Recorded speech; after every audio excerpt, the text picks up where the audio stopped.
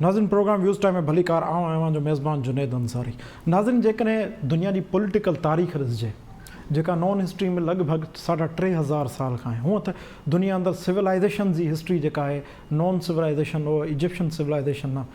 नील जी civilisation 8,000 साल पुराणी आहे। उनखां पोइ सुमेरी तहज़ीब आहे, सिंधु तहज़ीब ऐं चाइनीज़ तहज़ीब दुनिया में पुराणियूं तहज़ीबूं चयूं वञनि थियूं जेके 6 खां 8,000 सालनि ताईं जी दुनिया जी वर्ता। पर जॾहिं किंगडम्स ठहण जी दुनिया में शुरूआति थी उहो लॻभॻि 3,500 साल खां ई 200-300 साल अॻे जेके दुनिया जे अंदरि पहिरीं जंग लॻी हुई, जेका मशहूरु जंग थी एथेंस जी ऐं ट्रॉय जी जंग हुई, ट्रॉय जे क़बीलनि जे विच में। उनखां पोइ दुनिया अंदरि कुझु अहिड़ा वाक़िया थींदा रहिया आहिनि जेके 500 सालनि में 1000 सालनि में के 1 सदी अंदरि जिन पैराडम शिफ्ट आंदो आहे, जिन तौर तरीक़ा बदिलाए छॾिया, जिन वर्ल्ड ऑर्डर तब्दील करे छॾिया, चाहे उहे वाक़िया पहिरीं आलमी जंग हुजे, ॿी आलमी जंग हुजे, या उनखां पहिरियां ट्रीटी ऑफ वर्सेल्स हुजे या ट्रीटी ऑफ वेस्टफालिया हुजे, या 1707 में बिल्स ऑफ राइट जे तहत अवाम खे जेको आहे हुक्मरानी हक़ मिलण जो जेको बरतानिया अंदरि कानून ठहियो उहो हुजे, या रूसो वॉल्टेयर जे तहरीरुनि सां दुनिया अंदरि अवामी इनकलाब प्रभा जेको फ्रांस में थियो 1789 में उहो हुजे। पर असां जे मामले ते ॻाल्हाईंदासीं उहो 21वीं सदीअ जो उहो वाक़ियो आहे जंहिं वाक़े दुनिया जे अंदरि तौर तरीक़ा तब्दील कया, हुक्मरानीअ जा अंदाज़ तब्दील कया, तरजीहूं बदिलायूं ऐं तरजीहुनि बदिलाइण खां पोइ कुझु अहिड़ा नतीजा मिलिया जिन जो अञा ताईं के मुख़्तलिफ़ धुरनि जो इहो चवणु आहे त उहे नतीजा लाहासिल आहिनि जंहिंजो को अंत न आहे, ऐं किन चयो त इहा वेस्टेड इंट्रस्ट हुई ऐं सुपर पावर जा वेस्टेड इंट्रस्ट हुआ उहे सर्व थिया आहिनि। असां ॻाल्हाए रहिया आहियूं 11 सितंबर 2001 जे वाक़े जो। 11 सितंबर 2001 जे वाक़े दुनिया जे अंदरि हिकिड़ो टर्म ॾिनो, वार ऑन टेरर। हाणे उहो वार ऑन टेरर खां पोइ जेके 3 दुनिया जा मुल्क हिट थिया डायरेक्टली, हिकिड़ो त फ़र्द हो, फ़र्द ऐं तंज़ीम हो, अलक़ाइदा जंहिं तंज़ीम जो नालो हो, उन अलक़ाइदा जो सरबराह जो नालो उसामा बिन लादेन। इहो ख़ुदि हिकिड़ो सुवालु आहे त अलक़ाइदा छा ख़तमु थी वार ऑन टेरर खां पोइ? उहा त ऐमन अल ज़वाहिरी त अञा उनजी ज़िंदा आहे, समहाउ अलक़ाइदा मौजूदु आहे, उसामा बिन लादेन ख़तमु थी चुको आहे। ॿियो सुवालु इहो आहे, अफ़गानिस्तान में वार ऑन टेरर जी जंग थी, इराक़ में थी, सीरिया में थी। अलक़ाइदा जी कुख मां जनमु वरितो ISIS, Abu Bakr al Baghdadi, Islamic state of Iraq and Syria. वरी उन जे ख़िलाफ़ु जंग थी। अॼु छो त 31 अगस्त 2021 ते जॾहिं अफ़गानिस्तान मां मुकमल तौर ते अमरीकी फ़ौजी निकिरी विया, तॾा वेड़ थी विया, तालिबान हिकु भेरो ॿीहर उते क़ाबिज़ हुक्मरान अची थिया, त हाणे इहो सुवालु वधीक तक़वियत सां उथनि था त छा दुनिया जे अंदरि 2001 वारे 11 सितंबर 2001 जे वाक़ियनि वाक़ई वर्ल्ड ऑर्डर तब्दील कयो? दहशतगर्दी जे ख़िलाफ़ु जेका वेड़ शुरू कई वई, छा उन नतीजा ॾिना? जेकॾहिं नतीजा न मिलिया त उन जा सबबु कहिड़ा हुआ? ऐं 2001 खां पोइ छा वाक़ई दुनिया जूं तरजीहूं तब्दील थियूं? इन्हनि मामलनि ते ॻाल्हाइण लाइ हिन वक़्तु असांखे पैनलिस्टनि जी टीम में जॉइन कयो आहे 2 अॻूणनि सफ़ीरनि, सीनियर तज़िया नगारनि डॉक्टर जमील अहमद ख़ान साहब ऐं GR बलोच साहब। उन्हनि सां गॾु हूंदा सीनियर तज़िया नगार ऐं हालात हाज़िरा ऐं आलमी मामलनि ते गहरी नज़र रखंदड़ नसीर मेमन साहब ऐं इनाम भट्टी साहब। सभ खां पहिरियां हलूं था डॉक्टर जमील अहमद ख़ान साहब। डॉक्टर साहब, तव्हां मूंखे ॿुधी रहिया आहियो? जी बिल्कुलु, लाउड एंड क्लियर आहे सर। स्पेसिफिक सवाल आहिनि सर। 11 सितंबर 2001 21वीं सदी जो उहो वाक़ियो हो जंहिं दुनिया जे अंदरि पॉलिटिक्स, डिफेंस स्ट्रेटजी ऐं केतिरियूं शयूं बदिलाए छॾियूं। वार ऑन टेरर जो वजूदु पियो। छा वार ऑन टेरर का नतीजा ॾींदड़ शइ हुई या साबित थी, या वाक़ई का वेस्टेड इंट्रस्ट लाइ हिकिड़ी वॾी वेड़ विड़ी वई जेका अञा ताईं जारी आहे, जंहिंजो को बि नतीजो न आहे? नंबर 1 ऐं नंबर 2, छा वर्ल्ड ऑर्डर इन वाक़े सां तब्दील थियो? जी बिल्कुलु, वर्ल्ड ऑर्डर बि तब्दील थियो ऐं दुनिया में जेकी आहे हिकिड़ी नई डायनामिक्स अची वई, सोचण जी, जियो पॉलिटिक्स जी,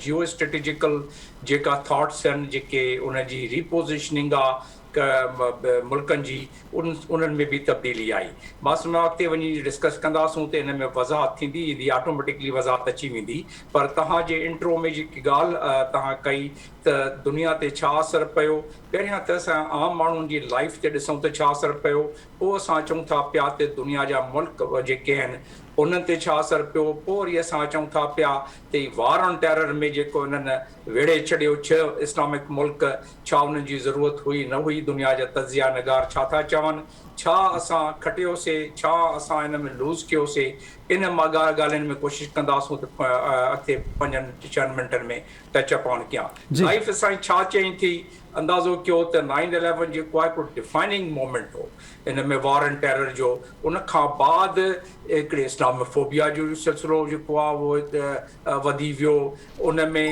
हिकिड़ी अचानक जेको आहे क्लैश ऑफ सिविलाइज़ेशन जेको सोचंदा हुआसीं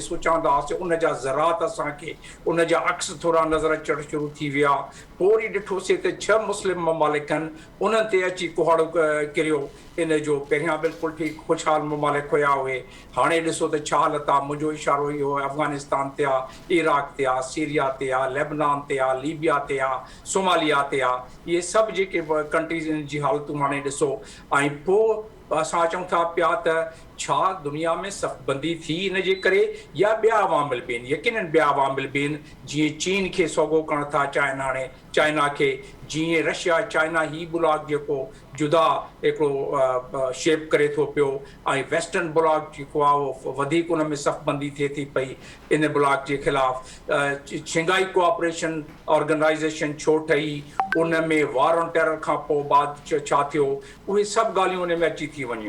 हिन में। हाणे तव्हां ॾिसो, पहिरियां असां कहिड़े आज़ादीअ सां एयरपोर्ट वेंदा हुआसीं, 20 मिंट फ्लाइट में हूंदा हुआसीं, जहाज़ में चढ़ी आराम सां हलिया वेंदा हुआसीं। हाणे 3 कलाक तव्हांखे पहिरियां वञिणो थो पए। हाणे दुनिया में जिथे वञो, पाकिस्तान वञो या पाकिस्तान जे जेके सरकारी या जेके इंटरनेशनल इदारा आहिनि या ॿिया बि जेके घर बि आहिनि, उन्हनि जी दीवारूं ॾिसो त केतिरी जेके मज़बूत था ठाहिनि। जिते बैरियर ॾिसो, जेके fencing, metal detectors, bomb sniffing dogs, इहे सभु शयूं पहिरियां किथे हुयूं उन खां। ऐं पोइ जीअं 9/11 थियो ऐं जंहिं हिसाब सां CIA पंहिंजी हिकिड़ी नई स्ट्रेटजी तयारु कई,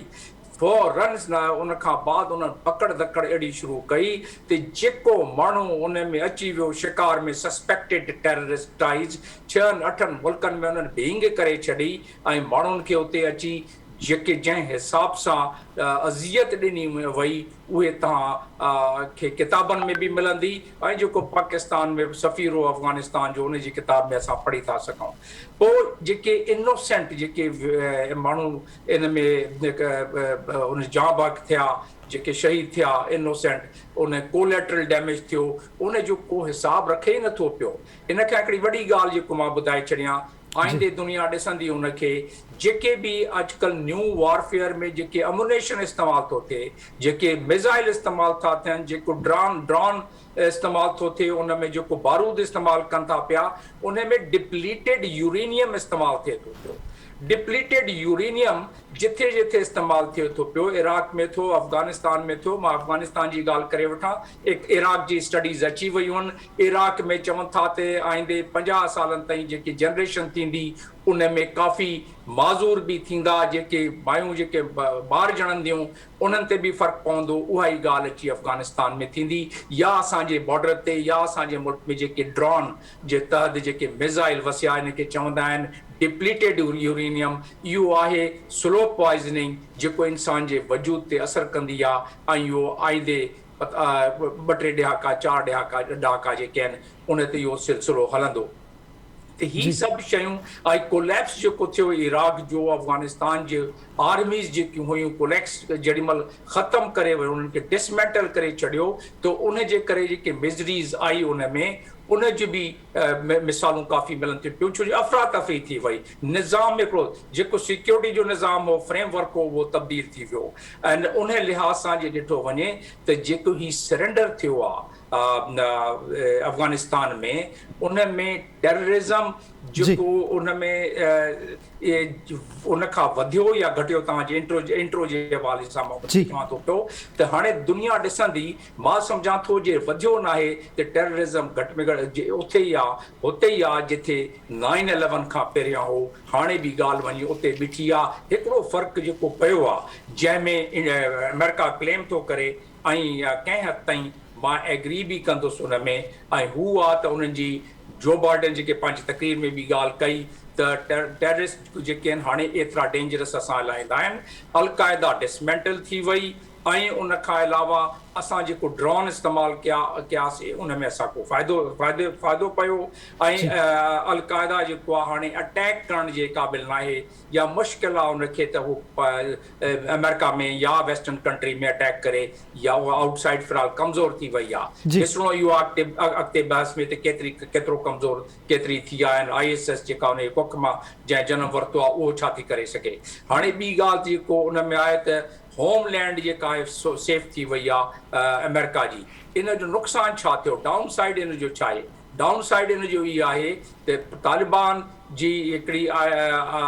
इंसर्जेंसी जे करे तालिबान मोटिवेट थिया, अलक़ाइदा उन्हनि तालिबान खे मोटिवेट कयो। उन खां अलावा अलक़ाइदा जेके बि उन्हनि जा दोस्ती यारी हुई एफिलिएट्स असांजे मुल्क में बि जेके आहिनि या ॿाहिरि ॿियनि मुल्कनि में उन्हनि जा एफिलिएट्स आहिनि, नाइजीरिया में, सोमालिया में अल-शबाब जे तहत, IBI जेके आहिनि इराक में, उहे एफिलिएट्स बि बाक़ाइदे क़ाइमु दाइम आहिनि। ISIS जेका आहे हाणे वधीक ख़तरनाक थी वई। 9/11 जे हिसाब सां असां भेटायूं था पिया ऐं हाणे बि जेके तजिया निगार आहिनि उहे चवनि था त 9/11 ISIS जेका आहे उहो उन्हनि जो मोटो इहो आहे त तव्हां जिथे आहियो जेका शइ तव्हांजे हथ अचे जंहिं माहौल में आहियो उते जेको माण्हू नज़र अचे मारे छॾियो हुनखे, तव्हांजो जेको दुश्मन महसूसु थिए थो वेस्टर्न कंट्री में। त ही सभु ॻाल्हियूं जेके अञा ताईं मौजूदु आहिनि। हाणे उन खां अलावा त इहो सक्सेस जेको आहे अमेरिका जी जेका आहे इहे चवनि था पिया था सक्सेस थियोसीं त काबुल में जेको तालिबान जंहिं हिसाब सां विया आहिनि अंदरि उहा सक्सेस जेके क्लेम पिया कनि उहे लुड़ी वियो बिल्कुलु इन अमेरिका जो। ऐं जेका अमेरिका जी हाणे इमेज ख़राबु थिए थो पियो, अमेरिका जी जेको सॉफ्ट इमेज ख़राबु थियो आहे उन जे तहत हाणे चाइना जंहिं लिहाज़ सां इनखे जियो पॉलिटिकल तनाज़ुर में जंहिं लिहाज़ सां उनखे इस्तेमालु थो करे चाइना, उहा हिकिड़ी ॿियो मंज़रनामो आहे ऐं उनखे इन में एडवांटेज थियो आहे चाइना ऐं इन ब्लॉक खे। उन लिहाज़ सां तव्हां ॾिसो त हाणे जेके तालिबान बि आहिनि उहे डिपेंड वधीक था कनि इन ब्लॉक ते ऐं अमेरिका उन्हनि खे बसि फ़क़ति उहो लारा लपा ॾिए थो पियो। पर फ़िलहाल अमेरिका जे तरफ़ां न उन जा फंड रिलीज़ थिया आहिनि। अंदाज़ो कयो त 9/11 ते मां हिते ई ॻाल्हि ख़तमु कंदुसि ॻाल्हि करे त जीअं 9/11 जो जीअं धमाको जेको नुक़सानु थियो ट्विन टावरनि जो, असां सभिनीनि खे अफ़सोस आहे 3000 माण्हू जेके हुन में मारिजी विया। बिल्कुलु इन जी अफ़सोस जी ॻाल्हि आहे, उन्हनि सां असांजी हमदर्दी आहे। पर उन खां फौरन बाद 11 सेप्टेंबर इहो थियो। 15 सेप्टेंबर ते बाक़ाइदे कम डेविड में मीटिंग थी ऐं उन में जेको डिप्टी डायरेक्टर उन जो हुयो जॉन मैकलॉगिन, उन सॼो मंज़रनामो हिकिड़ो पंहिंजी किताब में ॾिनो आहे त असांखे चयो वियो असां 17 तारीख़ अफ़गानिस्तान में हुयासीं, पंहिंजा जासूसी जो निज़ाम असां डेवलप करे पंहिंजो ऑपरेशन असां शुरू करे छॾियोसीं। त उन लिहाज़ सां जे ॾिठो वञे त concluding remarks the world is not the same, life is not the same, life is more miserable than it was before 9/11। ऐं इहो सिलसिलो घटंदे नथो नज़र अचे। इन तालिबान जे टेक ओवर खां पोइ एक्सट्रीमिस्ट जेके दुनिया में आहिनि, गुटेरस सेक्रेटरी जनरल उहो चई चुको आहे त ईस्ट अफ्रीका में इहे वधीक टेररिज़म वधंदा, उन्हनि खे बच मिलंदी ऐं वधीक उहे इहे ई कमु कंदा जेके हिते हाणे थियो आहे। एक्सट्रीमिस्ट जेके आहिनि उहे वधीक एक्ट बि कंदा ऐं टेररिज़म बि हिन में थींदो। त बसि हिते मां समाज वक़्ते बस में वधीक हिन ते डायलेट तव्हांजो ख़्यालु आहे त इहो अञा टेररिज़म वधंदो, सिक्योर दुनिया न रही आहे, दुनिया तब्दील थी वधीक गैर महफ़ूज़ दुनिया थी आहे ऐं जेके टारगेट्स रखिया विया उहे टारगेट्स मुकमल तौर ते अचीव न थिया आहिनि। जेकॾहिं दहशतगर्दी वधी न आहे त घटिजी न आहे। तव्हांजा कंक्लूडिंग रिमार्क्स इहे आहिनि डॉक्टर जमील साहब। जी सर, GR बलोच साहब, तव्हां छा चवंदव त दुनिया केतिरी तब्दील थी? जीअं जमील साहब हिकिड़ी ॻाल्हि कई त नाइजीरिया में अल-शबाब वेठी आहे, ISIS कुख मां निकिती, जेको मुंहिंजो इंट्रो में बि हो, अलक़ाइदा जे मां टारगेट्स जेके अचीव करण लाइ कोशिशि कई वई उहे टारगेट्स मुकमल त अचीव न थिया। तालिबान अॼु वेही रहिया आहिनि उते ई साॻी जॻह ते अची। ऐं जंहिं दहशतगर्दीअ खे पाड़ो पटण जी ॻाल्हि कई वई उहो दुनिया जे मुख़्तलिफ़ मुल्कनि में मुख़्तलिफ़ शिकिलुनि सां जीअं जो तीअं मौजूदु आहे। तव्हांजो ख़्यालु छा आहे त वर्ल्ड ऑर्डर जेकॾहिं तब्दील न थियो त पोइ इन वाक़े जो इम्पैक्ट कहिड़ो पियो? बिस्मिल्लाह रहमान रहीम। सभ खां पहिरियां त असां अॼु जेको आहे सो अफ़सोस जो इज़हार कयूं उन्हनि बेकसूर ऐं इनोसेंट लाइफ्स में जेके इन नतीजे में ज़ाया थियूं अमेरिका में वर्ल्ड ट्रेड सेंटर में पेंसिल्वेनिया में ऐं साॻी तरह सां तक़रीबन 3000 माण्हू जिन जो को कसूर कोन्हे जिन खे का ख़बर कोन्हे त हू मारण वारो छो पियो मारे उन्हनि खे ऐं इनोसेंट हुआ ॿार हुआ वॾा हुआ नंढा हुआ हथ पंहिंजे पंहिंजे सां ॿियो पियो असांखे थोरो मिख़ल ब्रॉड ॾिसणु घुरिजे अॼु जॾहिं खां यादि कयूं उन वाक़े खे त उन टैक्टिस खे न ॾिसूं उन जेके डिटेल्स आहिनि ऑपरेशनल उन जे बजाए असां सिविलाइज़ेशनल पर्सपेक्टिव या कैनवस में ॾिसूं त what went wrong with the enterprise of the what is called human civilization बीमारी कहिड़ी लॻी जंहिंजे करे इंसान खे इंसान जो दुश्मन बनायो वियो ऐं हिकिड़ो नयो खे जंहिंजो नालो वॉर अगेंस्ट टेररिज्म रखियो वियो लेकिन उहा वॉर एंड टेररिज्म बज़ाते ख़ुदि अॻिते हली असां ॾिसूं था त मुख़्तलिफ़ कल्चर्स में मुख़्तलिफ़ मुल्कनि में मुख़्तलिफ़ मज़हबनि में दुश्मनी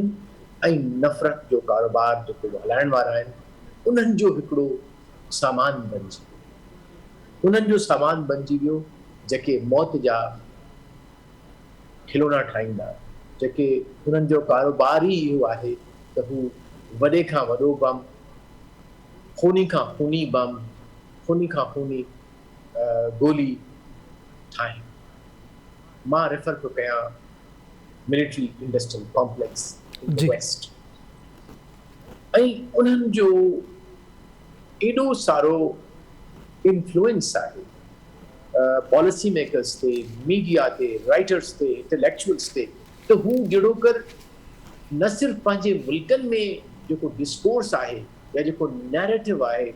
उनखे हू डिटरमिन कनि था पर ग्लोबल नैरेटिव खे बि कनि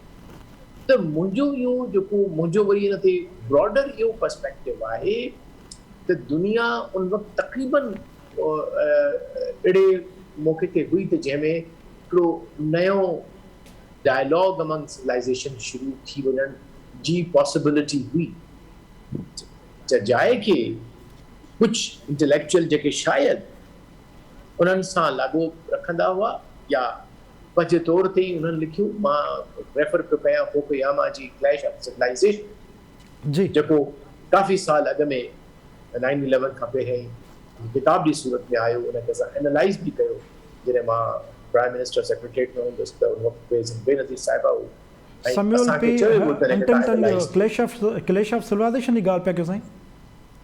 जी क्लैश जी, ऑफ सिविलाइज़ेशन जी बिल्कुलु जी मां उनजी ॻाल्हि पियो कयां क्लैश ऑफ सिविलाइज़ेशन जी ॻाल्हि जी जी त उहो क्लैश ऑफ सिविलाइज़ेशन जो हिकिड़ी पर्सपेक्टिव ॾिनो वियो हिकिड़ो अॻकथीअ पेशगोई कई वई लेकिन असल में उहो हिकिड़ो नयो नैरेटिव दुनिया में मुतारिफ़ करायो वियो उनखे ऑपरेशनलाइज़ कीअं कयो वियो अनफॉर्चुनेटली उहा बदनसीब वरी बि कंहिं हद ताईं एक्चुअली सरज़मीन अफ़गानिस्तान जी जिते सोवियत यूनियन आयो जंहिंखे मुजाहिदनि जे नाले सां इस्लाम जे नाले सां जहाद जे नाले सां शिकस्त ॾिनी वई ऐं उहो ई जहाद उहे ई मुजाहिद जेके से उन्हनि खे वरी टेररिस्ट बनाए दुनिया में ॿुधायो वियो उन्हनि जी हिकिड़ो इमेज ऑफ ए डेविल जेको सॼी दुनिया खे मारणु चाहे थो उहो अनफॉर्चुनेटली जेको उन्हनि जी ख़्वाहिश हुई उहो असांजे साम्हूं हक़ीक़त बणिजी आयो आहे ऐं जेके असल मसइला हुआ दुनिया जा उन वक़्तु उन्हनि तां कंप्लीटली दुनिया जा लीडर्स दुनिया जो पर्सपेक्टिव राइटर्स इंटेलेक्चुअल्स उहा ध्यानु हटी जंहिंमें मां सरे फ़हिरिस्त कंदुसि फ़लस्तीन जो जेको हो जी आज़ादी जो मसइलो हो जेको नंबर 1 हो 70s 80s में जी इवन टिल 90s उहो हल थी वियो कश्मीर जो मसइलो हो उहो हटी वियो ऐं ॿिया सेवरल अहिड़ा हुआ मसइला जंहिंमें गुरबत जा मसइला हुआ त चाहे त सॼो फोकस ग्लोबल कम्युनिटी या हिकिड़ी इंसानी तहज़ीब गॾिजी अॻिते वधण जे बजाए इंसानी तहज़ीब खे टुकड़नि में रिलीजन्स में जोग्राफिकल प्रोफाइलिंग में टोड़ियो वियो ऐं तक़सीम कयो वियो ऐं उहा तक़सीम दर तक़सीम त न सिर्फ़ु मुसलमान लेकिन मुसलमान अरब वरी अरब बि न सुन्नी शिया बि न वरी एक्सट्रीम शिया ऐं एक्सट्रीम सुन्नी त हिकु लिहाज़ सां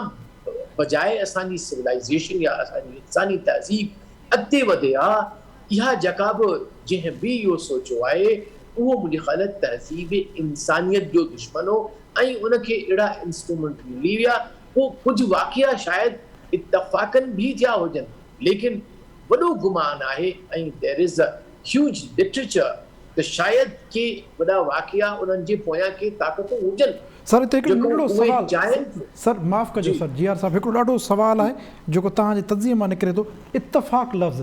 छा वर्ल्ड डिप्लोमेसी में ऐं वर्ल्ड स्टेज ते इत्तफ़ाक़ नाले का शइ हूंदी आहे?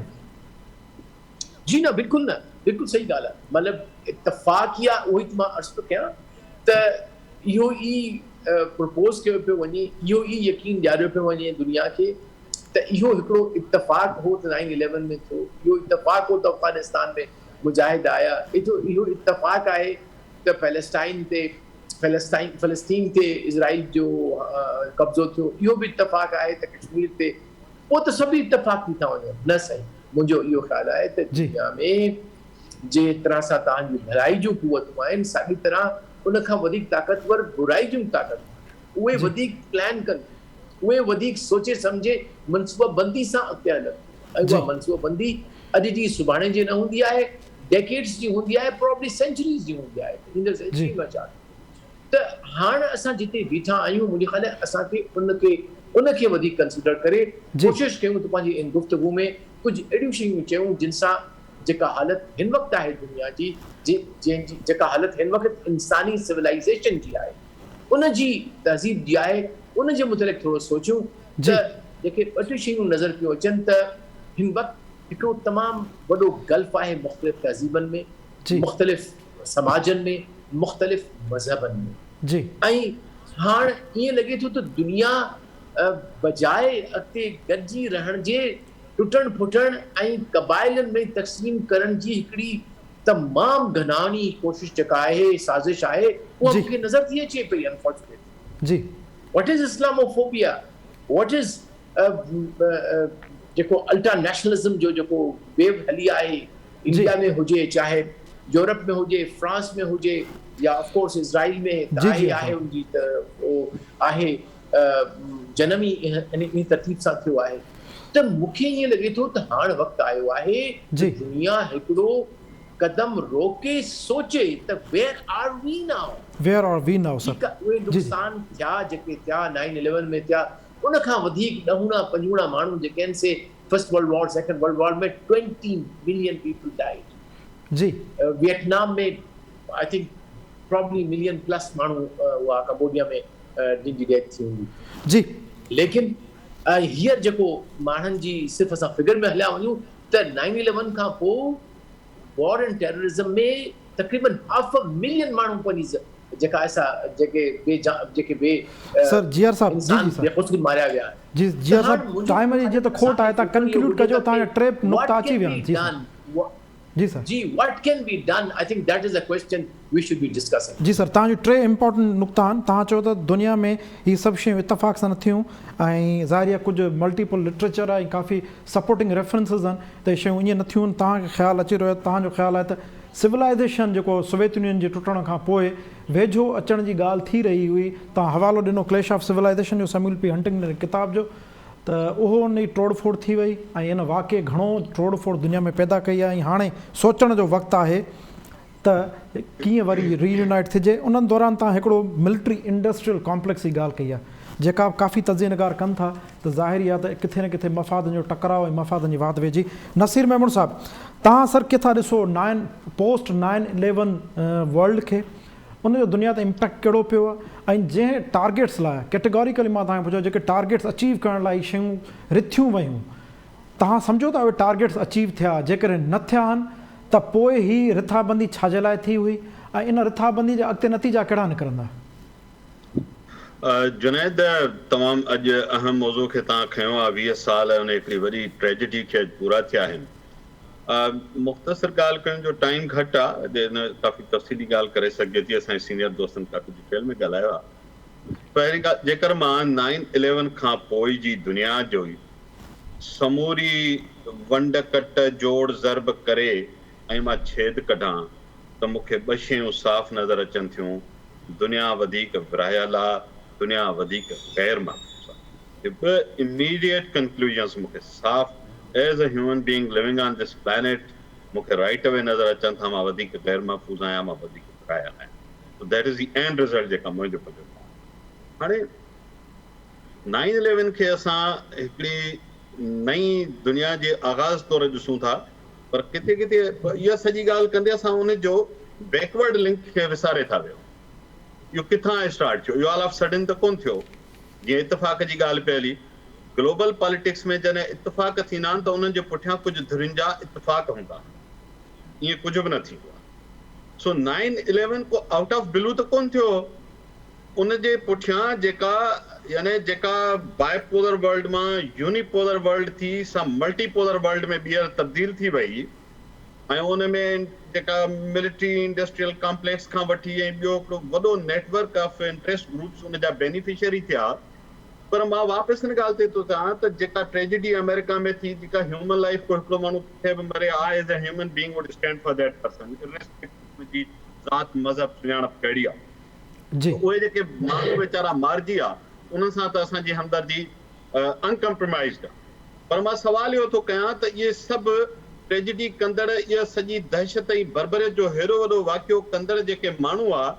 तिन जो क्रिएटर केरु हुयो इहे सभु कंहिं पैदा कया हुआ इन्हनि सभिनी खे 80s में कंहिं पैटर्नाइज़ कयो इहे त एग्ज़िस्ट कोन कंदा हुया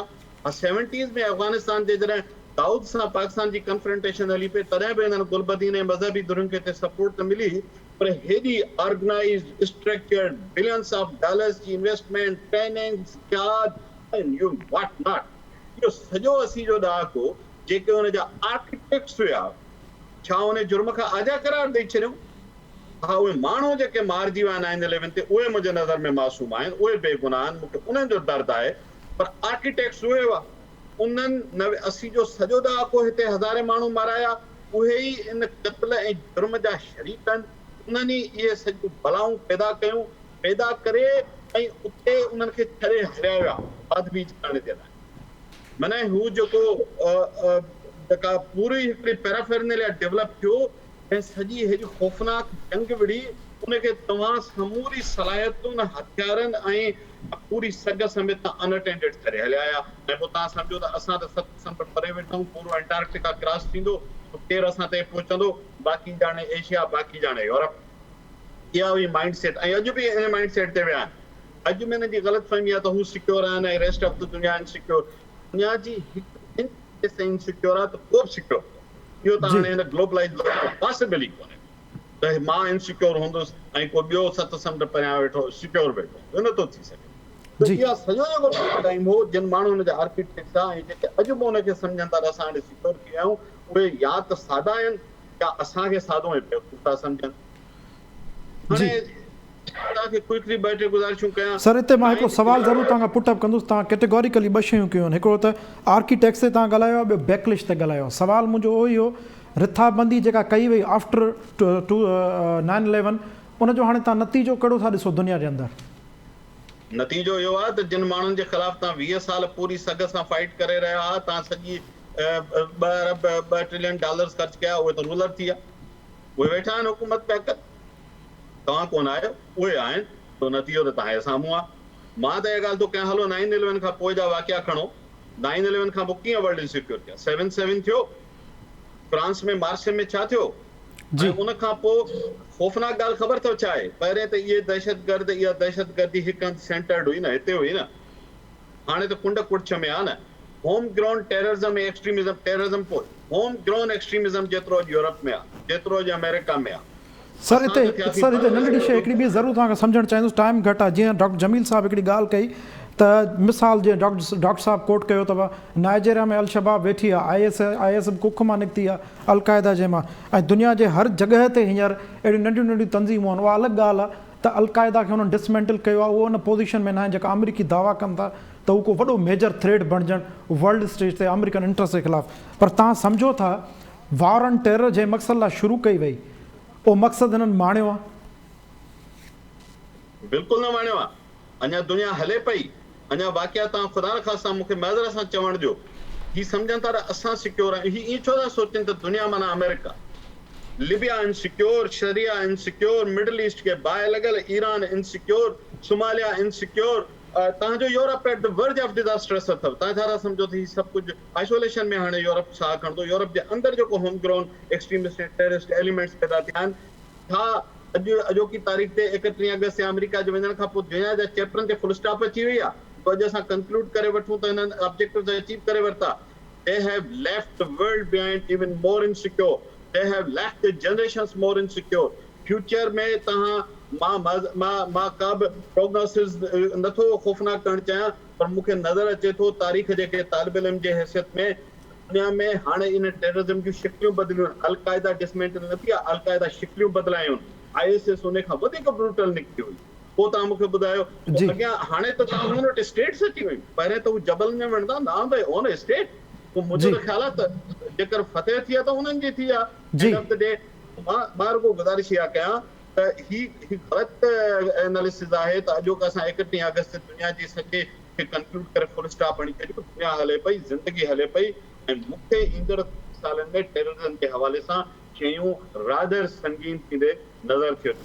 बि मां न चाहींदुसि त इहा इंसानदात जे लाइ मां चवां ते, पर मुंहिंजी फीलिंग इहा आहे त मूंखे इहे शयूं वधीक ईंदड़ सालनि में ख़राब थींदड़। जी, तव्हांजो डॉक्टर जमील साहब जो सेम कंक्लूजन आहे त दुनिया वधीक सिक्योर थी आहे ऐं वधीक गैर महफ़ूज़ आहे ऐं तव्हांखे वाक़िया वधीक थींदे नज़र ईंदा मुस्तक़बिल में। इनाम भट्टी साहब, टाइम जी खोट आहे, फाइनल कंक्लूजन तव्हां ॾिसो, तव्हां 9/11 पोस्ट वर्ल्ड खे किथां ॾिसो? तव्हां मुस्कुरायो वेठा, काफ़ी देरि खां इंतज़ारु कयो पिया। ज़ाहिर डिबेट हिकिड़ी तमामु डिटेल हले पई, ऐं हिन लाइ मूंखे न घटि में घटि हिकिड़े ट्रांसमिशन करणु घुरिजे हा। हीउ अहिड़ो सब्जेक्ट हो जंहिं त सभु तव्हां दोस्त लर्न दोस्त आहियो, तफ़सीली ॻाल्हायो, पर टाइम जी खोट आहे। तव्हां मूंखे ॿुधायो, तव्हां पोस्ट 9/11 वर्ल्ड कीअं था ॾिसो? वर्ल्ड ऑर्डर तब्दील थियो त कीअं थियो आहे? ऐं जंहिं शइ लाइ जेका रिथाबंदी कई वई हुई, जंहिंखे नसीर साहब आर्किटेक्ट्स चयो आहे, छा उन्हनि आर्किटेक्ट्स जंहिं शइ के लाइ रिथाबंदी कई उहा शइ उन्हनि हासिलु कई आहे, या दुनिया वधीक गैर महफ़ूज़ थी आहे? जे GR बलोच साहब जो ख़्यालु हो त सिविलाइज़ेशन खे हिननि रुख अॻे गॾिजण जी ॻाल्हि थी, हींअर वधीक तोड़ फोड़ जी ॻाल्हि थी रही आहे, या तोड़ फोड़ थी चुकी आहे? जुनेद, जीअं बिग बैंग जो जेको वाक़ियो आहे उहो को हादसो कोन्हे, पर आउं सम्झां थो त इहो इट्स प्लेन, हिकिड़ी नेचर या कुदरत जे तरफ़ां को हिकिड़ो तय थियल आहे। ईअं ई आउं सम्झां थो त प्री 9/11 ऐं पोस्ट 9/11 अॼु ताईं हींअर ताईं जेको कुझु थिए थो, it's all designed and all on the road. माना जेको हुननि तय कयो आहे उन तहत ई हले थो। ऐं हुन में कंहिं बि शइ खे इतफ़ाक़िया कोन थो ॾिसां। सादे तरीक़े सां सिर्फ़ु आउं हुनखे ईअं थो सम्झां त दुनिया जंहिं तरीक़े सां हले पई थी, उन में 2 शयूं हिकिड़ियूं अहम आहिनि। उहो आहे the exploitation of the resources ऐं मार्केटिंग ऑफ द टेक्नोलॉजी। इहे 2 शयूं आहिनि जिन ते सॼी ही दुनिया उनखे हलाइनि था पिया। ऐं हिकिड़ी नंढड़ी कंहिंजी शायदि कोई अफ्रीकन हो अमेरिका जे अंदरि हुनजी स्पीच हुई, हुन चयो त अफ्रीका में असां वटि डायमंड सभ खां वधीक दुनिया खां, तेल असां वटि वधीक, मैदनियात वधीक, हर शइ असां वटि वधीक, रिसोर्सिस नेचुरल त ठहियो पर मेन पावर असां वटि वधीक, पर गुरबत सभ खां वधीक अफ्रीका में। त इहो छाजे करे आहे? It's all because of the exploitation. ऐं एक्सप्लॉयटेशन केरु थो करे? उहे सभु जिन वटि टेक्नोलॉजी जदीद खां जदीद थींदी थी वञे। ऐं हिते सादो रुगो मिसाल इहो ॾियां त तव्हां अॼु जंहिं पाण ही नेटवर्क जे ज़रिए कनेक्ट थिया वेठा आहियूं, वर्ल्ड वाइड वेब जेका आहे, या वर्ल्ड वाइड वेब जेका आहे 1989 में जॾहिं टेम्स बर्नर जेको आहे सो हुनखे ओपन कयो, त इहा का नई न हुई, पर इन खां अॻु में 1956 खां वठी करे CERN जे नाले सां 17,000 साइंटिस्ट दुनिया जा जेके पाण में कनेक्टेड हुया, European council of nuclear researchers जा,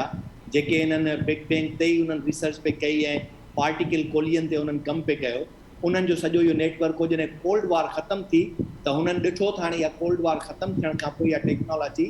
पैसो कमाए ॾींदी, ऐं उन पैसे कमाइण खे अॼु ॾिसो था त उहो कीअं पैसो कमाए थी, जो सिर्फ़ु तव्हांजो जेको ही वेब नेटवर्क जी इकोनॉमी आहे उहा